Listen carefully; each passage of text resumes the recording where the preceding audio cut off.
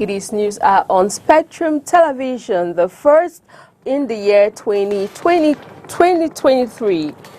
Making news tonight, January 2, 2023.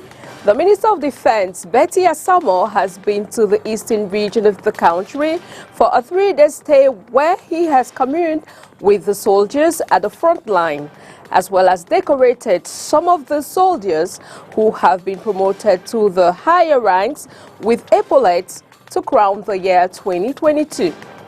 Plus, we shall be bringing to you reactions from some government authorities following the President of the Republic's traditional speech addressed to the nation every December 31, 2031. This story is in full and more will be yours in a short while. Good evening, ladies and gentlemen. Thanks for joining in on the 8 p.m. Balingo Primetime Newscast on Spectrum Television, who kickstart right away in Molière's language with Inès Panga. Bonsoir Inès. Bonsoir Christelle Asek, bonsoir à vous mesdames et messieurs et bonne et heureuse année 2023. Comme annoncé en titre, le ministre délégué à la présidence chargé de la Défense est en mission dans la région de l'Est. Durant 3 jours, le ministre Joseph Betty Assomo a communié avec les forces de défense au front dans cette région. Par ailleurs, il a procédé à la remise des épaulettes aux militaires promus au grade supérieur. Compte rendu Olivier Bouzic. C'est la concrétisation d'une tradition perpétuée et qui renforce chaque année le lien entre le haut commandement et le personnel militaire. Pour cette année, c'est à Garoua-Boulaye que le ministre délégué à la présidence chargé de la Défense a marqué son premier arrêt durant son séjour dans la région de l'Est. Objectif, galvaniser les soldats sur place qui veillent jour et nuit sur la sécurité de cette région secouée par la crise de sécurité en République centrafricaine. Pour ce travail, c'est en communion qu'ils ont écouté les encouragements du chef des forces armées lors de son discours à la nation le 31 décembre. Pour l'occasion, la première région militaire interarmée a abrité la quasi-totalité des responsables militaires, administratifs et religieux de la région qui sont entrés dans la nouvelle année en son, fanfare, tours de nouvel an au bouquet. C'est dans cette ambiance joviale que le ministre Joseph Betty Assomo a présidé la cérémonie de remise des épaulettes au personnel militaire promu à la place des fêtes de Garoua-Boulaye. Nous sommes le 1er janvier 2023. À l'honneur des officiers supérieurs, des sous-officiers et militaires de rang issus de différents corps de l'armée camerounaise qui reçoivent la reconnaissance de la nation, fruit de plusieurs années de travail. C'est un long parcours et tout est parti depuis 1995 que je suis entré dans l'armée et je remercie le haut commandement. Je promets d'être plus engagé parce que c'est une autre responsabilité qui vient de laisser ajouter. Même ambiance quelques heures plus tard à la place des fêtes de Berthois. Une centaine de militaires sont promus au grade supérieur, signe d'un nouveau challenge pour leur carrière. Le haut commandement a eu fait confiance à moi et ils ont voulu bien que je porte ce galon de lieutenant aujourd'hui, ce jour le 1er janvier. Donc je suis très content et je promets de travailler plus que ce que je faisais avant. Je voudrais d'une manière ou d'une autre dédier ces épaulettes, surtout à nos camarades qui nous ont dévancés au séjour de mort, qui sont au champ de bataille, et surtout aussi dédier ces mêmes attributs aussi à ma famille. La cérémonie a connu la présence des autorités et élites distinguées qui œuvrent aussi au quotidien pour la sécurisation de la région et le renforcement du lien armée-nation. And still in the same vein, over 300 colonels, officers and lieutenant colonels have been recognized. They were decorated with epaulets at the 2nd Joint Military Legion here in Douala. Josephine Binzi and Julepo took part in the ceremony and filing the following report. The 2nd Joint Military Region was host to the award-giving ceremony of epaulets, recognizing hard work, resilience and efficiency of about 300 defense honors in the littoral region.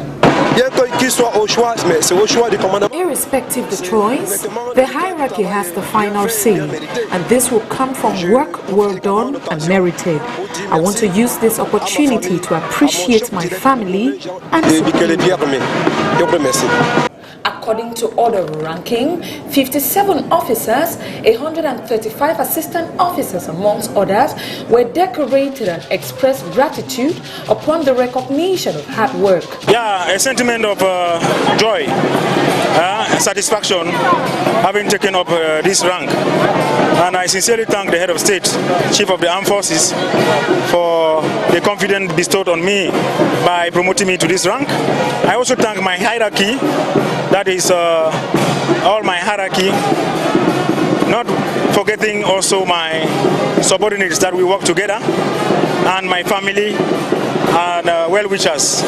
The occasion was attended by the regional delegate for national security for the Littoral region, Colonel Raymond Sogo, the governor of the Littoral region, amongst others, and defense officers to grace the ceremony.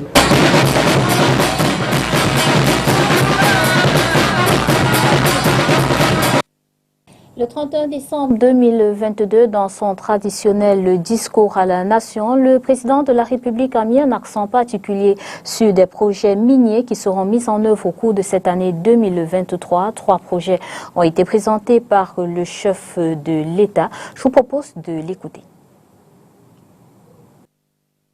Dans la perspective de diversifier les sources de revenus de l'État, j'ai autorisé le démarrage de 3 projets d'envergure qui visent à développer notre potentiel minier, à structurer notre économie et à créer des emplois. Je voudrais m'y attarder un peu. S'il est vrai que notre pays dispose d'un sous-sol riche en ressources minières, le secteur minier hors pétrole ne contribue qu'à hauteur de 1% du PIB brut. En développant la mine solide, nous pourrons assurer le relais des hydrocarbures dont les stocks s'amenuisent et disposer de ressources financières supplémentaires qui pourront être affectées au financement de nos investissements. L'année 2023 sera donc marquée par le démarrage des travaux relatifs à l'exploitation du minerai de fer de Kribi-Lobé. Ce projet prévoit notamment la construction d'une usine d'enrichissement du fer, d'un pipeline d'environ 20 km et d'une centrale de production d'énergie de 60 MW. Nous engagerons également l'exploitation du gisement de fer de Malab-Nabeba.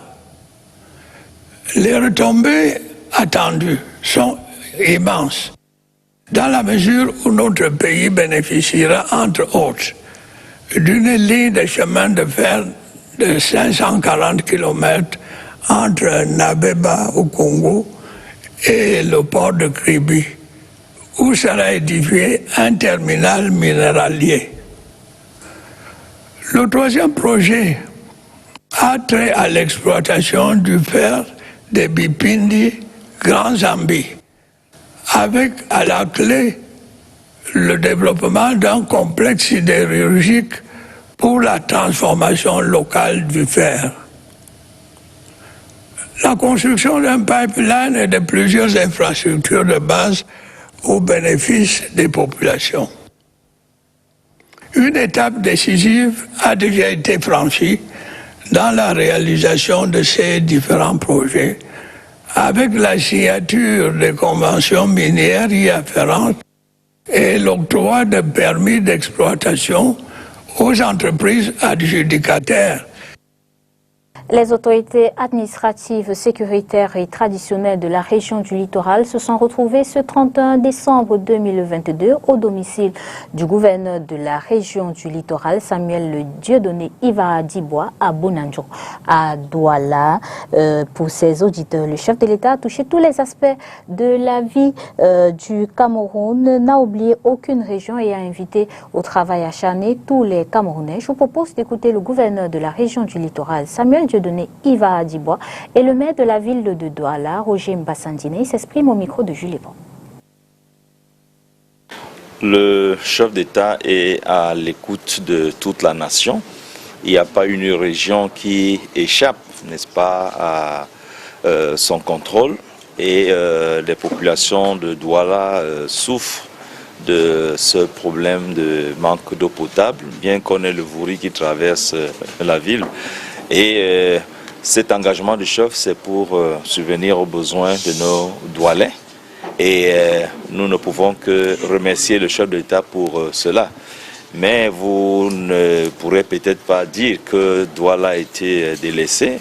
Nous avons quand même passé du temps ici et voir comment en quelques années cette ville a été révolutionnée. Il y avait les infrastructures sportives, routières, le nouveau pont sur le Vouri, le deuxième pont, et la pénétrante Est qui devrait également être relancée parce que ça avait déjà été budgétisé.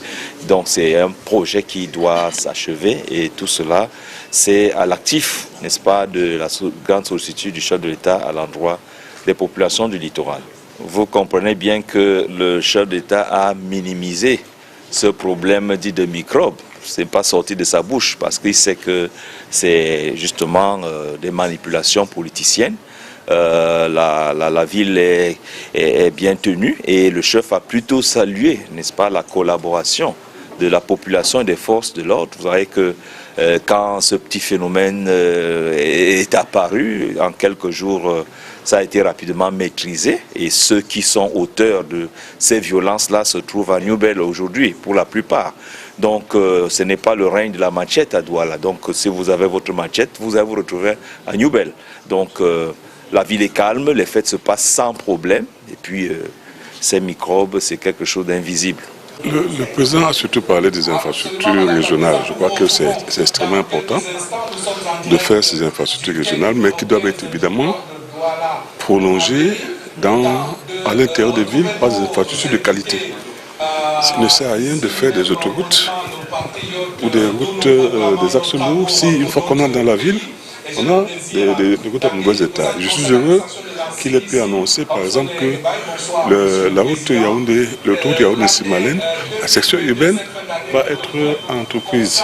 C'est absolument nécessaire si on veut améliorer la fluidité, la mobilité du trafic à Yaoundé. Et donc, je crois que ce sont là des mesures importantes. Nous-mêmes à Douala, nous avons pris le discours du chef de l'État comme une invitation à aller plus loin. Nous avons de grands projets que nous voulons également mettre en œuvre et nous savons que nous pourrons bénéficier, comme d'habitude, du soutien de l'État. Qu'avez-vous retenu du discours du chef de l'État ce 31 décembre 2022? La question a été posée à quelques habitants de la ville de Douala en ce premier jour de semaine, le 2 janvier 2023. Je vous propose de les écouter au micro de Nono Fortune. Non, ça c'est des discours monotones. Hein. Ça c'est déjà entendu. On a déjà entendu faire des discours. Mais ce qui est étonnant, c'est qu'il n'a pas parlé du pouvoir d'achat des Camerounais. Parce que les Camerounais souffrent. Vous voyez, actuellement, on vient de payer quelques beignets pour quelques 10 personnes à la maison. 3 000 francs, c'est assez pour un matin. Dès que le discours du président, c'est la même chose. Depuis au moins plus de 30 ans. Donc ça veut dire que ça ne sert à rien de suivre. Parce qu'il faut se mettre à l'abri de l'AVC. Parce que son discours est trop prometteur, mais rien ne se profite à l'horizon. Au Cablan, que moi j'ai compris, je me dis que vraiment ça c'est pour enterrer les gens complètement. Hein. Puisque s'il faut encore vraiment la hausse du carburant, c'est que ça serait très mauvais pour le Cameroun. Donc pour moi, je vois que franchement son discours n'avait même pas de sens. Par rapport à tout ce qu'il a eu à dire, ce qui m'a beaucoup marqué là, c'est surtout le problème du carburant. Et s'il fallait qu'on revoie le prix du carburant à la hausse, c'est complètement enterrer le peuple camerounais parce que, de tout ce qu'on vend aujourd'hui et qui sort sur le territoire camerounais, c'est à la hausse. Et maintenant, s'il fallait qu'on remonte encore le carburant, le peuple camerounais étant tellement passif, c'est-à-dire c'est exagéré. On a déjà trop supporté. Et comme on supporte là, il ne faut pas qu'on monte maintenant encore plus les tensions des gens. Qui est promoteur sur l'emploi, puisqu'il a plus ou moins beaucoup parlé ces dernières années, des années précédentes de l'emploi Et maintenant, il est temps de la manifestation et l'implémentation de l'emploi qui est un souci majeur et le niveau de vie des Camerounais. C'est le fait qu'il n'a pas parlé de la vie chère qui se pose actuellement dans le pays et qu'entre-temps, nous on devait regarder déjà concernant les prix augmentés par rapport aux petits trucs peut-être comme le carburant qu'on est en train de dire, l'huile, tous les trucs, le panier ménager, c'est ça que moi j'ai pensé qu'il devait dire, mais comme il n'a pas dit, il a plutôt parlé de l'économie, même ni du Covid-19 qui a ravagé les fonds, tout. Nous, on s'attendait à un discours plus précis. Donc, moi, ce qui m'a marqué, c'est seulement le temps qu'il a fait. Il n'a jamais fait 27 minutes de discours. Franchement, par rapport à l'opération épervier, j'ai trouvé ça très légal, très normal. Parce qu'aujourd'hui, la jeunesse n'avance pas à cause de l'opération épervier. Des gens accumulent des trucs, plusieurs fonctions. On n'avance pas. Et puis, moi je souhaite que justice soit faite au pays, dans ce Cameroun, pour que la progéniture arrière qui vient derrière nous doit bénéficier quelque chose, un plus pour le gouvernement. Ce 2 janvier 2023 est-il férié ou pas? La question taraude les esprits de plusieurs Camerounais. Si pour le 26 décembre 2022, le président de la République a signé un arrêté portant la journée fériée, ça n'a pas été le cas pour le lendemain de la fête du Nouvel An. Que dit la loi à ce propos? Élément de réponse dans ce reportage de Orient Donguin. Tel une ombre, le 2 janvier a plané sur la célébration du Nouvel An 2023. La journée sera-t-elle fériée ou pas? La question s'est imposée entre souhait de bonne année et agape. Même la reprise des classes le 3 janvier n'a pas pu dissiper ce nuage sur la tête des travailleurs qui ont l'esprit dans le long week-end. Le 26 décembre n'aura pas eu autant de spéculations, le président de la République ayant signé le 23 décembre un arrêté portant la journée lendemain de la fête de la Nativité fériée. Selon la loi numéro 73 du 7 décembre 1973, sont considérées comme fêtes légales civiles et célébrées comme telles sur l'ensemble du territoire national, le jour de l'an, le 1er janvier, la fête de la jeunesse, le 11 février, la fête nationale, le 20 mai. Son article 2 précise que lorsqu'une fête légale civile est célébrée un dimanche ou un jour férié, le jour consécutif est assimilé à cette fête du point de vue des conditions de travail et de rémunération. L'article 3 de cette loi parle des fêtes religieuses. Nous avons l'Ascension, le Vendredi Saint, l'Assomption le 15 août, la Noël le 25 décembre, la fête de fin de Ramadan, la fête du Mouton. Précision, lorsqu'une fête légale religieuse est célébrée un dimanche ou un jour férié, le président de la République peut, par arrêté, déclarer férié non chômé le jour consécutif. Le chômage n'est pas obligatoire les jours de fêtes légales religieuses pour les travailleurs âgés de plus de 18 ans. Par contre, il est obligatoire les jours de fêtes légales civiles pour l'ensemble des travailleurs. Voilà qui pourrait expliquer pourquoi le président de la République n'a pas eu à signer d'arrêté déclarant férié cette journée du 2 janvier 2023. Over to Fonjomokwet, a locality in the west region of Cameroon, where drivers and road users in this locality decry the untold sufferings the bad state of the road is causing to their business activities as well as to their vehicles. Let's listen.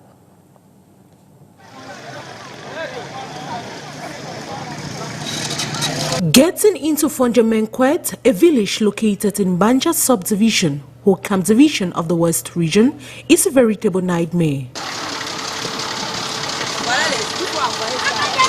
The roads are practically inaccessible in most periods of the year, especially during the rainy season. We are confused on what to do. Help us, please. Aidez-nous, s'il vous plaît. Nous déplorons parce que ce que nos frères et sœurs enlèvent chaque année.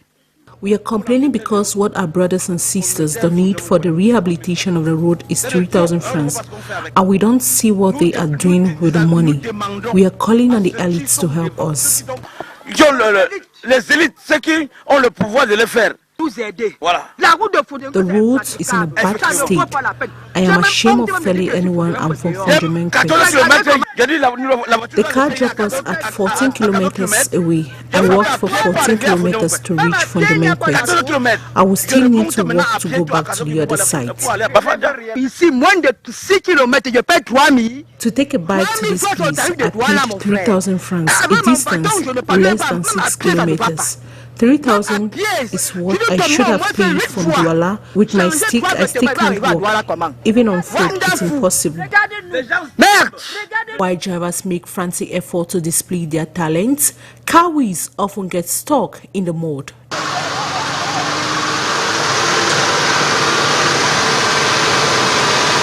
Due to the deplorable state of the road, users have to align from their cars to give it the necessary push support.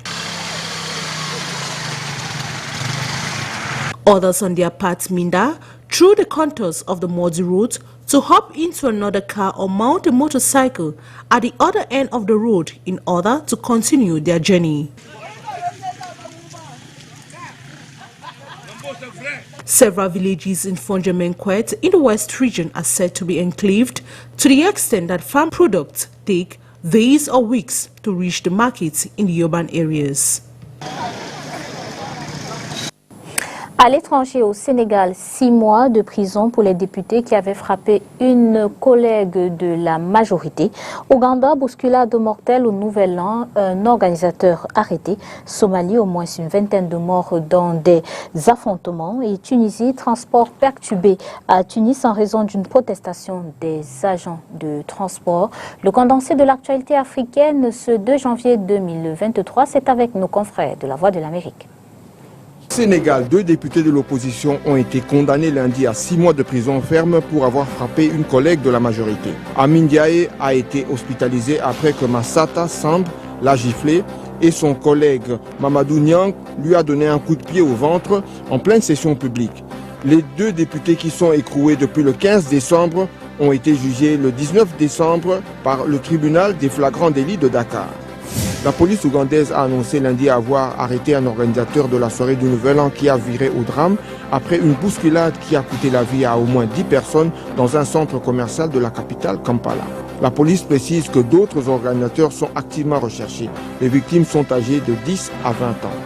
Au moins 20 personnes ont été tuées dans la région sécessionniste somalienne du Somaliland lors d'affrontements depuis des jours entre manifestants anti-gouvernementaux et forces de sécurité, a déclaré un médecin d'un hôpital public. Les manifestants exigent que le Somaliland cède le contrôle de la ville de Puntland, l'une des régions semi-autonomes de la Somalie. Les autorités du Somaliland appellent les manifestants à entamer des négociations avec le gouvernement. En Tunisie, les transports publics ont été fortement perturbés ce lundi à Tunis en raison d'une protestation des agents de la principale compagnie de tramway et de bus. Ils dénoncent le retard dans le versement de leur salaire et la non-obtention de la prime de fin d'année. Une note triste pour sortir de ce journal. L'international camerounais Armand Joël Banakin Bassokeng est décédé en Indonésie de suite d'un accident grave de circulation. Merci d'avoir été des nôtres. Disons-nous à demain. À demain, Christelle Asek. À demain, Inès Pangan. Good night, televiewers. Thanks for watching. Continue to remain true to programs on Spectrum Television. See you tomorrow, God willing. Bye-bye.